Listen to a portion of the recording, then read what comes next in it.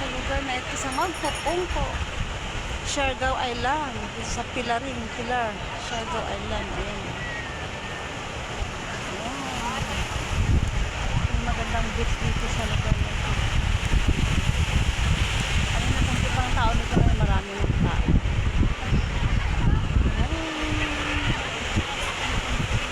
Shout out dyan sa taga Cavite.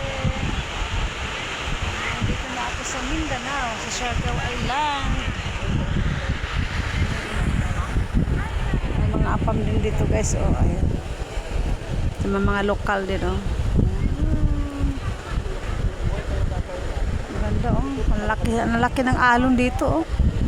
Hindi rin pwede mag-surfing dito mga tao kasi mabato siya, mabato. Magpupungko. Ayan, ganda.